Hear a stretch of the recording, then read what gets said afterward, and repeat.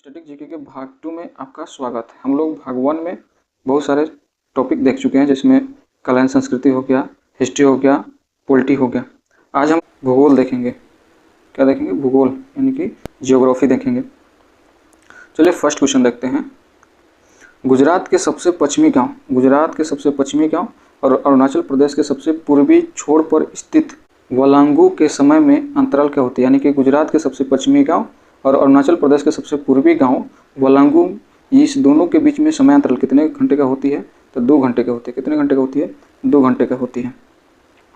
Next question है, भारतीय उपमहाद्वीप मूलतः एक विशाल भूखंड है गोंडवाना लैंड का। किसका है? गोंडवाना लैंड का है। भारतीय उपमहाद्वीप मूलतः गोंडवाना लैंड का भूभाग है। नेक्स्ट सवाल है, वह राज्य जहां जुकू घाटी अवस्थित है नागालैंड है। कौन है? नागालैंड है। अंडमान एवं निकोबार द्वीप समूह का सर्वोच्च शिखर पलायन शिखर यानी सैंडल पिक स्थित है। कौन सा? पलायन शिखर और सैंडल पिक कहाँ स्थित है? तो उत्तरी अंडमान में स्थित है। भारत में ग्रीष्मकालीन मानसून के प्रवाह की सामान्य दिशा क्या होती है?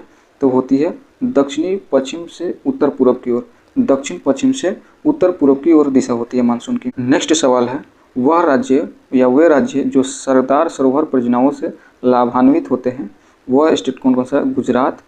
गुजरात है, महाराष्ट्र है और मध्य प्रदेश और राजस्थान में। गुजरात, महाराष्ट्र, मध्य प्रदेश और राजस्थान है। चलिए याद कीजिए, सरदार सरोवर परियोजना से लाभान्वित राज्य है।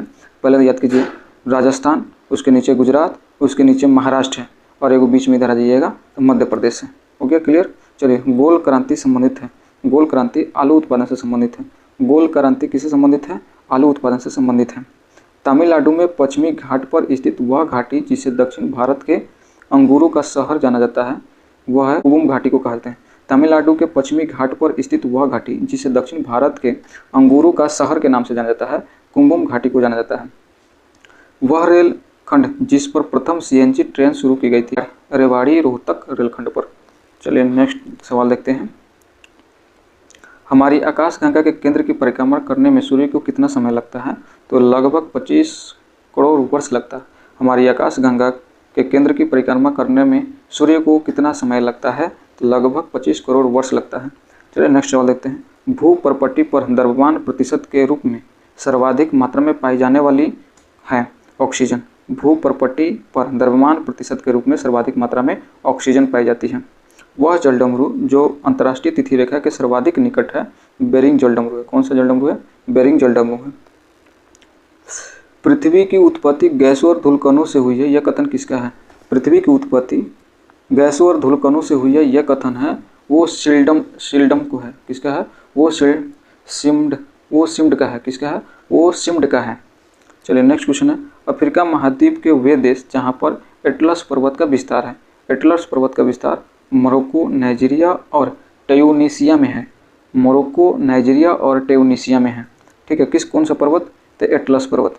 चलिए नेक्स्ट सवाल है, वह महासागर जहाँ डियागो गार्सिया द्वीप स्थित है हिंद महासागर में स्थित है। कौन सा? डियागो गार्सिया द्वीप कहाँ स्थित है? तो हिंद महासागर में स्थित है। वह झील जो विश्व का सबसे गहरी झील है बैकाल झील है। कौन सा झील है? बैकाल झील है। संताप मंडल को जेट विमानों की उड़ान के लिए आदर्श माना जाता है। संताप मंडल को जेट विमानों के उड़ान के लिए आदर्श माना जाता है। क्यों माना जाता है भाई?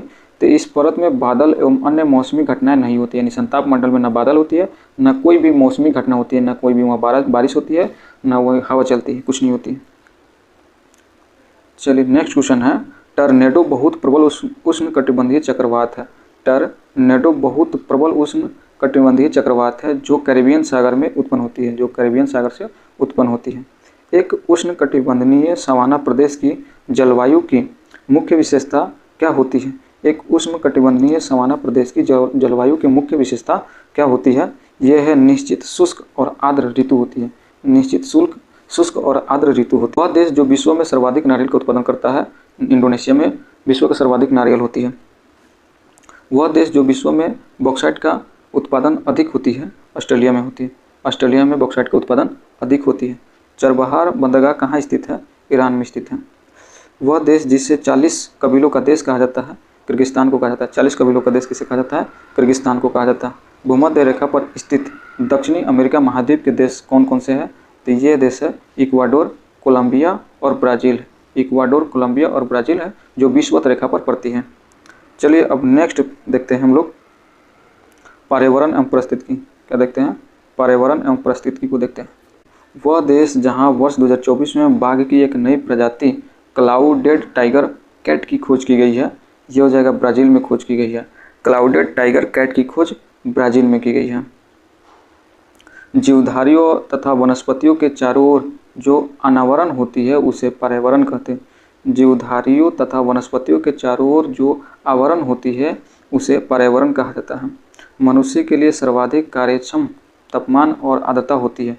मनुष्य के लिए सर्वाधिक कार्यक्षम मतलब कार्य करने हेतु तापमान एवं आर्द्रता होती है, तब 25 डिग्री सेल्सियस तापमान और 60% आर्द्रता होनी चाहिए। 25 डिग्री तापमान तथा 60% आर्द्रता। नेक्स्ट क्वेश्चन है, भारतीय अक्षय ऊर्जा विकास एजेंसी की स्थापना किस वर्ष की गई थी? यानी कि एरेडा की स्थापना 1987 में की गई थी। भारतीय अक्षय ऊर्जा विकास एजेंसी की स्थापना 1987 में की गई थी। नेक्स्ट क्वेश्चन है, जो जल मिट्टी के कणों के बीच रिक्त स्थानों में पाया जाता है क्या कहलाता है? केशिका जल कहलाता है। लाइकेन की शरीर का निर्माण किससे होता है? तो शैवाल एवं कवक से होता है। कीटभक्षी पौधे उन स्थानों पर पाए जाते हैं जहाँ की भूमि में होती है नाइट्रोजन की कमी। किस चीज़ की कमी? नाइट्रोजन की कमी होती है। वह कीटभक्षी पौधे उन स्थान पर पाए जाते हैं जहाँ की मिट्टी में नाइट्रोजन की कमी होती है। प्रकाश संश्लेषण क्रिया में ऊर्जा का रूपांतरण होता है रासायनिक ऊर्जा के रूप में होता है। प्रकाश संश्लेषण में ऊर्जा का रूपांतरण किस रूप में होता है? तो प्रकाश रासायनिक ऊर्जा के रूप में होता है। पारिस्थितिकी तंत्र में अवयवों के चक्रण को कहा जाता है जैव भू रासायनिक चक्रण कहा जाता है। जैव भू रासायनिक चक्रण कहा जाता है। किसी क्षेत्र के स्वपोषी प्राथमिक उत्पादक हरे पौधे द्वारा प्रति इकाई क्षेत्र की प्रति इकाई समय के सकल संचित ऊर्जा की मात्रा को क्या कहते हैं? तब पारिस्थितिकी उत्पादन कहते हैं। क्या कहते हैं? पारिस्थितिकी उत्पादकता कहते हैं। किसी क्षेत्र के स्वपोषित प्राथमिक उत्पादक हरे पौधे तथा प्रति इकाई क्षेत्र में प्रति इकाई समय में सकल संचित ऊर्जा की मात्रा को क्या कहते हैं? तब पारिस्थितिकी उत्पादकता कहते हैं। नेक्स्ट क्वेश्चन, वह बायोम जिसमें मास, लाइकेन और रेडियार एस्किमो मानव का खाद्य श्रृंखला क्रम पाया जाता है। वह बायोम जिसमें मास, लाइकेन, रेनडियार और एस्किमो मानव का खाद्य श्रृंखला क्रम पाया जाता है टुंड्रा बायोम में पाया जाता है। किस बायोम में पाया जाता है? टुंड्रा बायोम में पाया जाता है। चलिए नेक्स्ट क्वेश्चन है, कार्टाजेना प्रोटोकॉल संबंधित है। कार्टाजेना प्रोटोकॉल किससे संबंधित है? तो ये संबंधित जैव सुरक्षा समझौता से संबंधित है। कार्टाजेना प्रोटोकॉल जैव सुरक्षा समझौते से संबंधित है। वह देश जहाँ पर अंतर्राष्ट्रीय अम्ल वर्षा सूचना के केंद्र स्थापित किया गया है वह देश ओस्लो है। क्या कौन सा है? ओस्लो है। ओस्लो कौन सा देश है? ओस्लो। वह देश जहाँ पर अंतर्राष्ट्रीय अम्ल वर्षा सूचना केंद्र स्थापित किया गया है ओस्लो में किया गया है।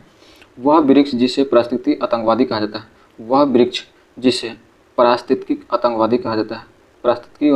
जाता है वो कौन सा देश है? तो यूकोलिप्टस देश है।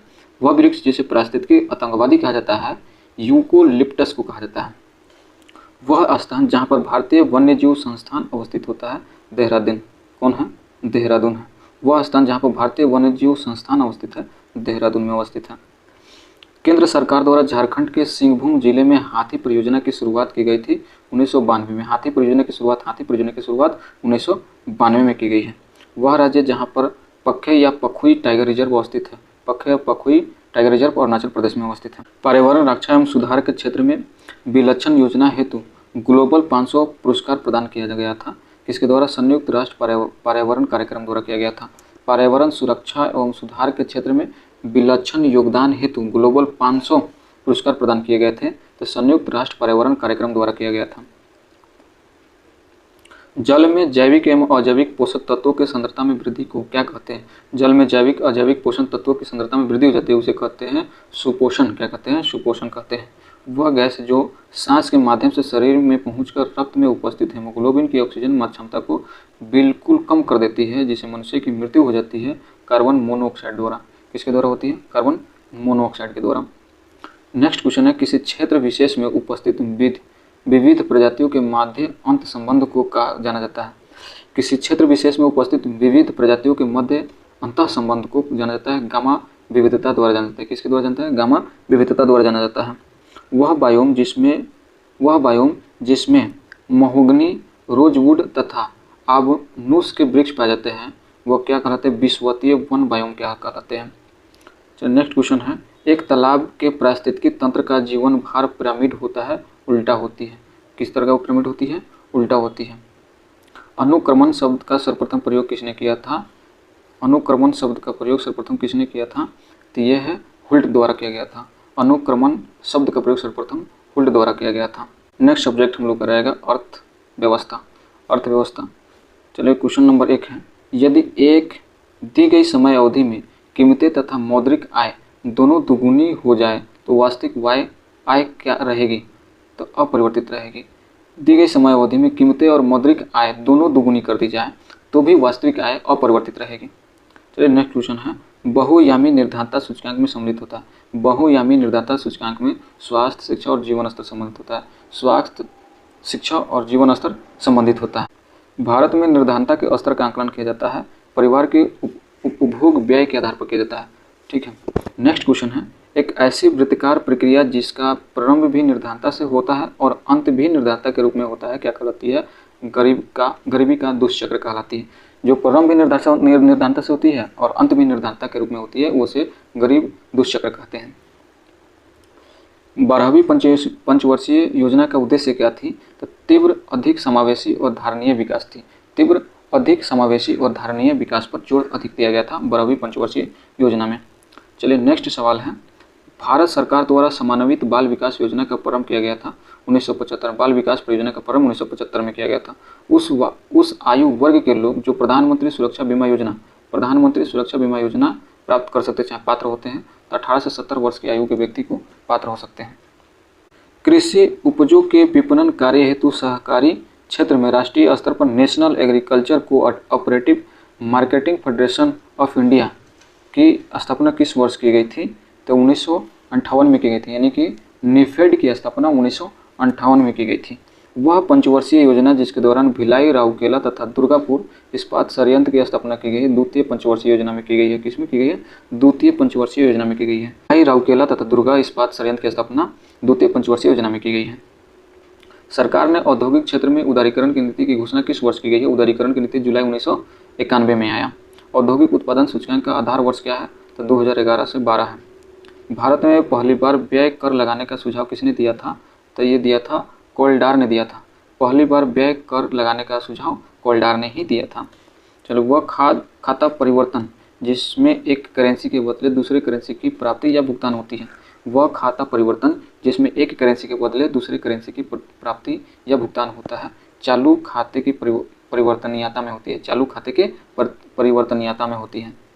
नेक्स्ट सवाल है, वह संस्थान जो भारत में शाख का नियमन एवं नियंत्रण करता है भारतीय रिजर्व बैंक करता है। शाख का नियमन एवं नियंत्रण भारतीय रिजर्व बैंक करता है। वह देश जहाँ पर सर्वप्रथम आधुनिक बैंक का विकास हुआ था नीदरलैंड। वह देश जहाँ सर्वप्रथम आधुनिक बैंक का विकास हुआ था नीदरलैंड में हुआ था। वह अनुपात जिसमें बैंकों को अपने पास जमाओं का कुछ निश्चित भाग रिजर्व बैंक के पास नगद रूप में जमा रखना या करना अनिवार्य होता है, वह कहलाता है नगद आरक्षित अनुपात कहलाते हैं, यानी CRR कहलाता है। Reserve ratio, cash reserve ratio कहलाता है। चलिए, नायक समिति संबंधित है लघु उद्योगों का ऋण उपलब्ध कराने से। लघु उद्योगों को ऋण उपलब्ध कराने से संबंधित है। बुल एवं बियर शब्द किससे संबंधित है? बुल और बियर शब्द शेयर बाजार से संबंधित है। बुल और बियर शब्द शेयर बाजार से संबंधित है। चलिए नेक्स्ट क्वेश्चन है, यदि सकल राजकोषीय घाटे से ब्याज भुगतान को निकाल दिया जाए, सकल घाटे में से ब्याज भुगतान को निकाल दिया जाए तो जो शेष बचता है वो सकल प्राथमिक घाटा बचता है। कौन सा बचता है? सकल प्राथमिक घाटा बचता है। भुगतान संतुलन खाता का निर्माण होता है चालू खाता और पूंजी खाता से। भुगतान संतुलन खाता का निर्माण चालू खाता या पूंजी खाता से होता है। प्रथम भारतीय जिन्होंने औपनिवेशिक शासन के दौरान राष्ट्रीय आय का आंकलन किया था दादाभाई नौरोजी ने किया था। किसने किया था? दादाभाई नौरोजी ने किया था। अटल इनोवेशन मिशन शुरुआत किया गया था नीति आयोग द्वारा किया गया था।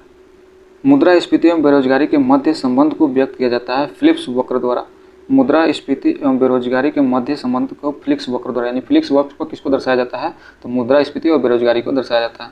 वह अवस्था जब वस्तुएं की उपलब्ध मात्रा की तुलना में मुद्रा की मात्रा अधिक वृद्धि होती है, क्या कहलाती है, मुद्रास्फीति कहलाती है। वस्तु के तुलना में पैसा अधिक आ जाता है अपने पास, तो उस वस्तु को पैसा ज़्यादा से ज़्यादा देकर हम लोग खरीदते हैं।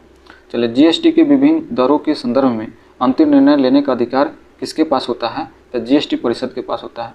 किसके पास होता है, जीएसटी परिषद के पास होता है। चलिए, यहीं पर हम अपना वीडियो एंड करते हैं। वीडियो अच्छा लगा हो तो हमारे चैनल को सब्सक्राइब कर लें। इस तरह के वीडियो हम लेकर आते रहेंगे जिससे आपकी स्टैटिक की समस्या समाप्त हो जाएगी। और कृपया अगर भाग नंबर 1 नहीं देखे हैं तो वो भाग नंबर 1 देख लीजिए, और इस वीडियो के में हम उस भाग नंबर 1 का लिंक दे देंगे। धन्यवाद।